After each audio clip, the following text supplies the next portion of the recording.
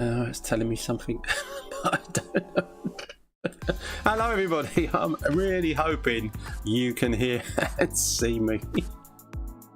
Because once again, and it's done this before, where my software is telling me that it's not working properly, but then I find out afterwards that it is. So, oh dear.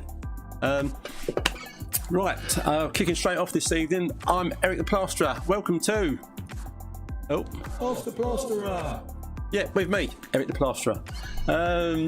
Normally you ring into this channel, or you'll be watching in because you want to ask me plastering related questions, as I've been a plasterer in South London for the last 37 years, and there's not that much I don't know about plastering. Well, there's a few things, but that'd be the newer, more modern stuff that I'm not sure about.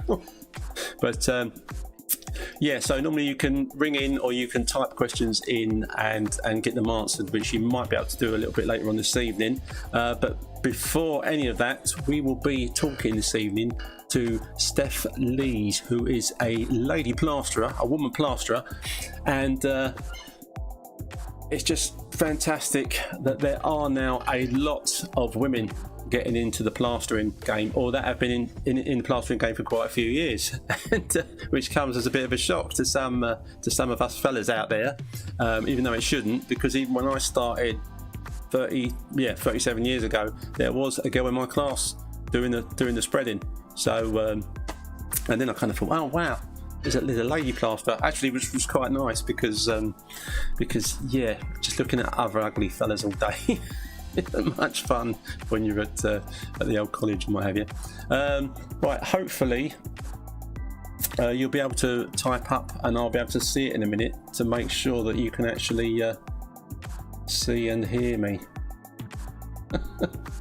Oh, Steph, I'm getting nervous now because I can't see anything coming up on this thing over here. I know the best thing to do, guys, is to check my own channel and see if I'm actually working. Another thing that sometimes happens is I'm working on Facebook fine, and I'm not coming up on YouTube. But sorry, Steph. Steph is in the pub waiting patiently for me to come and. Oh, yep, no, I'm there. Oh, you see that? It's me. Oh, I'm on the telly. Okay, cool. And I think my microphone's on so people can hear me. Okay, no, that's good. I've not got Skype yet. Oh, sorry, that's yeah. Ignore that. It's one of the geezers. Josh, Jamie O'Sullivan plastering. Get it, Jamie, if you're listening now, mate. Okay. Right. Firstly, now I'm going to pop across to the old Hawk and Trow pub garden. This is often where we'll sort of sit and hang out, have a pizza, have a few beers, have something to drink, and have a general chat about plastering tools. Apart from when we are doing the interviews, and there's quite a few interviews on the channel that you can look back on. Most of the quite popular YouTube plasterers I've interviewed, and tonight is no exception as we bring Steph, as I'm going to join Steph in the pub. Good evening. Oh, evening, Mark. Nice to see you, mate. Nice to see you. Right. Without further ado, we're going into the boozer. Yay! The pink plasterer, Stephanie Leese. Hi. Steph, thank you so much for saying yes to come on to my little old show and talk to the girls and the guys out there about plastering. I'm really looking forward to it. I'm basically going to get straight in there. I hope the girls have tuned in already that do know it's on, and Melanie also asked for a reminder. But I don't know how many more reminders I can put. I put stuff on the on all the sites and stuff, and they go, "Oh, I missed it live," and how did you miss it? But anyway, sorry, Steph. Quick drink. All I don't know Right, why. you haven't 'Cause bought me a bevy yet. What's going on? what's occurring? You haven't bought me a drink yet. I have to bring you home. I'll get you one. Oh, nice Terrible. one. Yeah. I should be able to hand that to you through the screen. Right. Okay. Good evening. Oh, Stuart, my good evening, Stuart, all the way from Italy. My my niece's husband. I don't know what that's called technically. They've just been over from Oz for a massive wedding for their daughter, which is the weekend just gone, and they're in Italy with their feet up. And he did say, "Oh, yeah, tune in now and again," and he's just tuned in from Italy. So we're going continental this evening, dear. Okay, right. Wide. Without further ado, Steph, the pink plasterer. All I want to know is everything. Why did you get into plastering? How did you get into plastering? Are you just a crazy person? Start at the beginning and and end at the end. And end at the end. Don't forget the middle. It's rubbish without the middle. Oh God, do I have to? Yeah. So, yeah, I mean, I went to uni to study software engineering, and a boyfriend of mine at the time was a plasterer. Yeah. So he used to come home with these big rolls of cash, and I'd be like, "Wow, fancy that." Fancy that a lot. Yeah, and it was just in the days where, you know, your £50 note was that big. Oh, I can't remember that.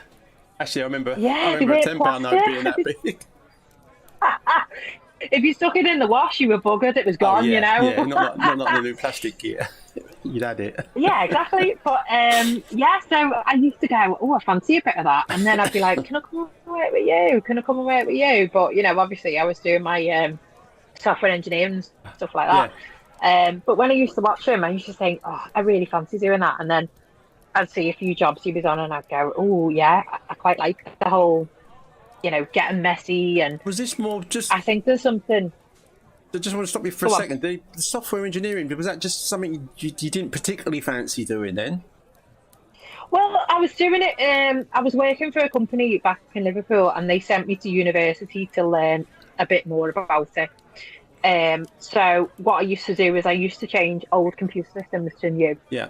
And that was my job at the time. Right. So going to uni obviously just helped me, you know, gain the proper qualifications for it. Yeah. But at the same time, I was being tempted over to the dark side, you know. I was looking at people just going to work and getting messy all day, and then having a real sense of achievement at the end of the day, because I was sitting there at a desk looking like Who Killed Kenny with a parka on, you know, giving it all up. Yeah. I never had any life. My mates would ring me up and go, "Where are you?" And I'd be like, "I'm at home on my computer," and they'd be like, "Were you supposed to be in the pub about 5 hours ago?" You know. Yeah. I didn't have any life at all. But when I used to watch him, he used to be out all the time and just having a laugh and talking about all the jobs he did, and I was like, "Hang on a minute, I really want that life. I don't want this life anymore." Okay. So I kind of learned through looking around me and just thinking, I really fancy that. Didn't do too much about it. Yeah. We split up in the end, and then when I came back to Liverpool, I worked for a law firm, and I got made redundant. Right. And when I got made redundant, he said, "Here's 10 grand. See you later." So, my husband now, he's like, you know, why don't you just do what you've always wanted to do? Why don't you just buy a van, buy some tools, you know, go in and do it and just go on site? And I literally went on site and learned from the ground up. I just went on site and just worked with I used to work with a podger and everything, you know, just doing loads of stuff before the days of whisks and stuff. Yeah. Pin bats and all that crap. Yeah. And I did loads, and I just learned loads for years. I learned loads, probably about 5 or 6 years. And then I couldn't do the site hours anymore because I had my daughter. Right. And I couldn't get to site early enough because none of the childcare places opened early enough for me to get to site. Gotcha. And they all closed too late for me to get back and pick it up. Yeah. So I thought I need to do this self-employed. So I started working in the co-op round the corner of a night and doing this for a day because I thought, Co-op at night I'm really bad at it. Learning to plaster during the day. Yeah, because I just thought, what if I'm really bad at it and I don't earn any money, and I've still got to put food on the table. It's hard graft, isn't it? Yeah. So I was working there overnight, and then my husband at one point, about 6 months later, just said, right, you need to give it up now. I was going, but I really like it. And he was going, no, I mean the co-op. Oh, okay. So I was like, right, oh yeah, okay, fair enough. So yeah, I was back at the Rover 25, pink bucket, all that kind of stuff, just doing little bits, couple of walls here and there.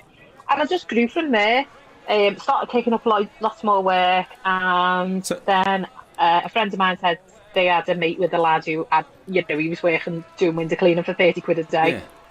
And it was in the winter and he was freezing, and did I have any work for him? So I said, oh yeah, probably a couple of days or whatever. And he's been with me 15 years now. Oh wow, right, okay. And then his mates wanted to come and work for me, and I was going, you're having a laugh, not a chance. You'll just be talking all day, you won't get nothing done. That's no good. So I interviewed about 20 people, and at the end of it, he was the one who was actually the best. So he's been working for me now for 12 years. Yeah. You got is he working with you plastering, or? Sorry, I lost you then. What was that? Sorry, he's plastering with you, is he? Or was he just your Yeah. Both of them plastering with me. Right. Yeah.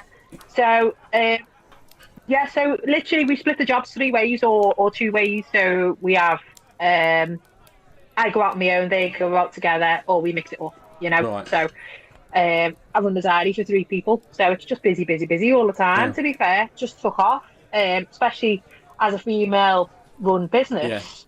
Yeah. It attracted a lot of females on their own, a lot of divorcees. Yeah, because that was a lot of fellas. That's got to be popular. Cleaner. What about? I mean, as a woman, You see my house. See, as a woman, I think I would have been starting out nervous of, like on a domestic job, going to somebody. I suppose if you're talking to the lady of the house or a couple, but if it's just like a fella, and I mean, I think I would have been a bit nervous about. I suppose you can suss someone out when you meet them, can't you, to give them a quote if they're a little bit shifty. Oh God, yeah. Well, 9 times out of 10, I'm assuming they're fine. But, do you know what? Oh yeah, but I mean, the thing is with me is that nowadays, because COVID's coming and all that, it enabled me to do a lot of things online. So when I quote now, I quote through WhatsApp. Oh, because you was on Fixed Radio recently, weren't you? Saying about quoting through with pictures and what have you. Is that right? Yeah. On Fixed Radio, yeah. So yeah, it's a lot of it now is done via WhatsApp because I get a feel for people. I get to see, I get to feel how they're talking to me and whether they're actually being genuine, stuff like that. But also, if I get the feeling somebody's playing with us, then I'll just say, right, okay, we need to deposit for the materials up front, and it sorts out who's, serious and who's not. But you don't really get that a lot, to be honest with you. At the moment, I mean, I should imagine everybody who's tuned in is absolutely chocker. You can't get a plasterer for love nor money at the moment. That's what I hear from people, even when it's been in the past for me, when I've had quiet spells. Then I'll get a job, and I'd go to that job, and people will go, "Oh, you're like gold dusts," and I think, "Whoa!" A lot of people out there just haven't got my phone number then, because I've had like a particular week or month, I might have been twiddling my thumbs, going back a little while, and but as you say, there is a lack of plasterers out there, and they reckon that's only going to get worse because older people like myself. That are retiring, except I won't be retiring for at least another 15 or 20 years probably. Because I can't afford to. Yeah, tell me about it. I've got rubbish. Well, I've got a rubbish pension. I practically got no pension, which is a rubbish pension. So, sorry, I'm butting into the more important discussion of the evening, which is you, dear. Yeah, so you started all this. You started off with the domestics, and built that up, or did the work suddenly start to come in quicker than you anticipated, or did it just grow organically and quite comfortably? Oh God, yeah. I mean, it was actually a nice pace, but obviously I was learning at the same time that it was building up. So, it's all very well working for people on site and stuff, but site plastering is completely different to domestic. There's nobody behind me shoveling the pitch every sec, so it's a case of, covering the carpets, covering the doors, heaven forbid you might get some on the oak door or whatever, all that kind of stuff. And it's learning all this process, it's learning how to deal with customers who just want to sit in the same room as you while you're skimming, and you're like, see you later, start talking about girly things, and then, off they go. It's great. But, it's a completely different kettle of fish, isn't it? Having to get your tools out every single day, having to put them away every night, making sure that, the no.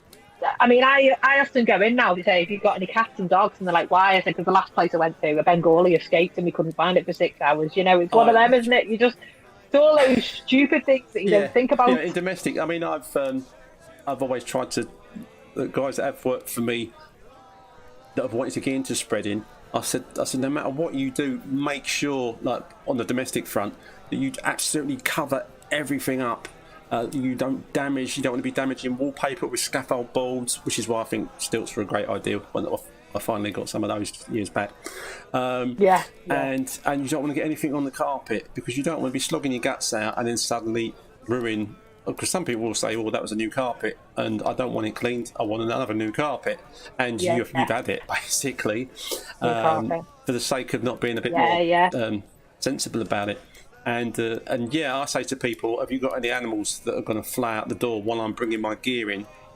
If you have, either lock them up or tell me now to be, so I'm wary that the dog might try and do a runner when I'm bringing me stuff in, which isn't really my problem, is it? Or yours at the end of the day. But they're totally.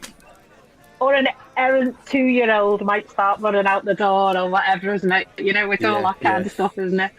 But I mean, we don't take radiators off anymore, because the amount of people who used to say to me, "Oh my God, you'd cause a leak," and then the next thing you know, you're paying for the whole new heating system out of doing one box room, and you're like, "Are you having a laugh at me?" on our old Trout Talk there, and on the other little forum, and saying like, "Oh well, when we take the rads off," or "Oh, are you taking the rad off for that money?" Blah blah blah. Just generally talking like, well, yeah, if there's a rad there, I'll take it off.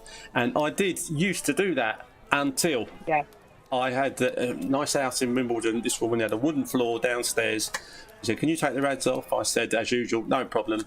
Took the rads off, and they had those, the ones you just twist the thermostats on the side, and then she rang me. I was either late that night or early the next morning to say the whole of her floor had about a 2-inch puddle of water all over it, and so I shot over there. We mopped it all up. Fortunately, the wooden floor was fine, because it could have buckled and I would have been in serious trouble. And from that day on, I don't touch anybody's radiators, because it wasn't leaking when I left. There was no drip, but there was no nothing. But some of those, you only need them. I think were the ones you can just turn down. If the temperature goes up or down in the room, they can adjust and slightly open on their own, which I think was what happened there. And when I go to places now, I just say to the customer, do you want me to go around the rad, or you get them taken off? If they go, "Oh, don't you do that?" and I go, and then I explain to them why I don't do it, and they're fine, and just get a plumber in, takes them off, and or I'll go around them. Yeah, I mean, I get the same response now. I just get the whole, can you leave that room for that wall for tomorrow, and then I'll get it taken off for you the night before. Do you know what I mean? So it's all good. But the thing is as well, even when you move them, the amount of oil that comes out the bottom of them, and you've got a beige carpet, and you're like, no, not a chance. Again, it is all just so risky, but just tremendous. It's incredible. So how long have you actually been in the game now? Plastering? All in all, 18 years now. Right. So coming up for I know. Well, you don't look old enough there. No. Well, when you said you had a daughter, I thought, oh, what? Already? You know. But shut up, Eric. Yeah, totally. The 16-year-old thinks this is a game. You know, she thinks if you get paid by cash, that means it's all right, it's free money, and that you can pay for Just Eat, you can pay for Primark, you can pay for River Island, you know. It's all going on. Because if it's cash, apparently the VAT man doesn't say it if it's cash. He just doesn't believe that I pay business insurance or, any type of fuel or anything like that. She doesn't see any of that. Exactly, and everything else you got to do that goes along with it.